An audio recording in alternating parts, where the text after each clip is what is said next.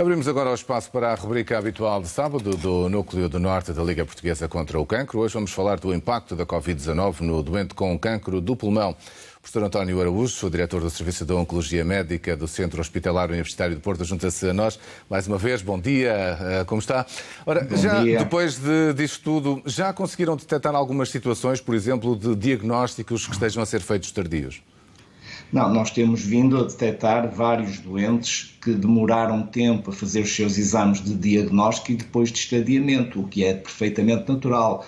Eu relembro que em março, abril e até meados de maio, as unidades de saúde familiares praticamente estiveram encerradas, apenas dirigindo a sua atividade para a questão do Covid, e grande parte dos hospitais tiveram também os seus serviços reduzidos na detecção e no estadiamento dos cancros, incluindo a questão do cancro de pulmão. E, portanto, nós temos tido vários exemplos, infelizmente, de doentes que têm demorado muito mais tempo a fazer o seu diagnóstico. Isso é verdade.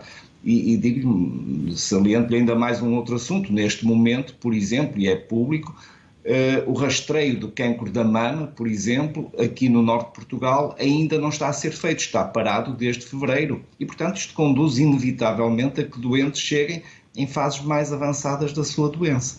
Ora, e em concreto, que riscos é que podemos ter aqui desde já pelo facto do diagnóstico não estar a ser feito? Já vamos falar da questão do tratamento, mas para já a questão do diagnóstico em si. Não, é evidente que se nós atrasamos o diagnóstico, o cancro é uma doença que não para, é uma doença que vai avançar sempre e, portanto, os doentes, em vez de nos chegarem em fases mais precoces, acabam por chegar em fases mais avançadas, mais tardias. É evidente que, ao chegarem em fases mais tardias, faz com que o tratamento seja mais complexo para o doente e, por outro lado, a expectativa de sobrevivência desse doente vai ser menor.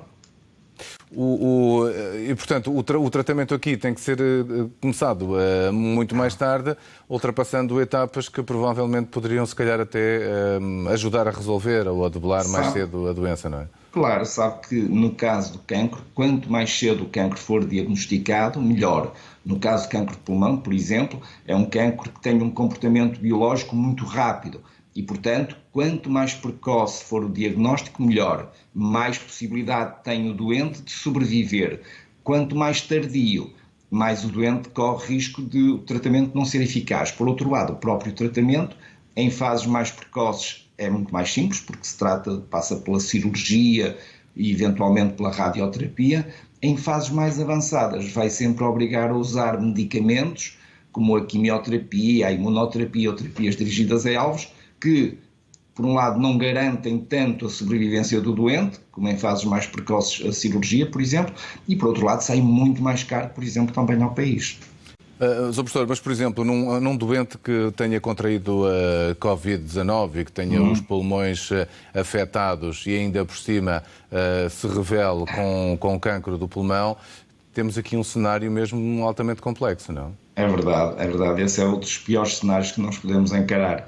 O doente com cancro de pulmão é um doente que, em termos de risco de contrair a doença, tem exatamente o mesmo risco, em princípio, de um cidadão normal. O problema é que, quando contrai a doença, a Covid-19, vai agravar o prognóstico muito mais do que um cidadão normal, saudável.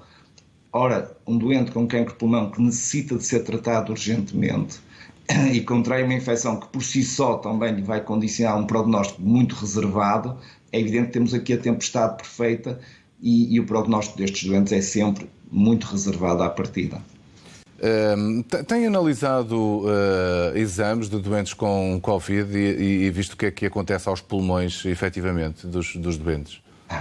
Bom, eu sou oncologista, não sou propriamente infecciologista. Sim, mas só por curiosidade, não é? Obviamente, tenho visto vários exames e muitos desses exames cursam com inflamação muito grande a nível dos pulmões e é essa inflamação muito grande que depois vai causar, e entenda isto entre aspas, um encharcamento da árvore pulmonar e que leva muitas vezes à morte do doente.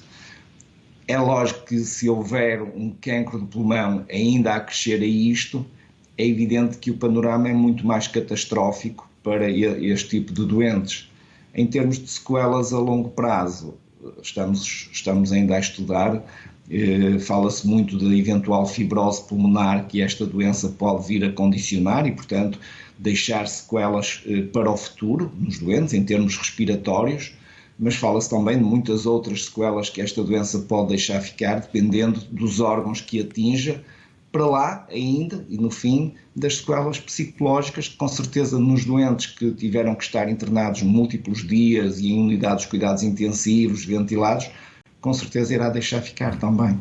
Professor, uma última pergunta que tem a ver, por um lado, perceber se há incapacidade para receber as pessoas ou se, enfim, os doentes já podem regressar às consultas normalmente para os diagnósticos e os tratamentos e, por outro lado, deixar aqui, se é possível ou não, uma palavra de confiança, porque provavelmente pode haver pessoas que ainda tenham muito receio de ir aos hospitais ou aos locais com medo de ficarem infectados e, portanto, de agravarem uma condição ficando em casa, não é? E eu agradeço-lhe imenso essa pergunta porque, efetivamente, é preciso desmistificarmos neste momento o receio ou o medo que a população possa ter de vir às unidades de saúde para contactar com os seus médicos de família ou ao hospital.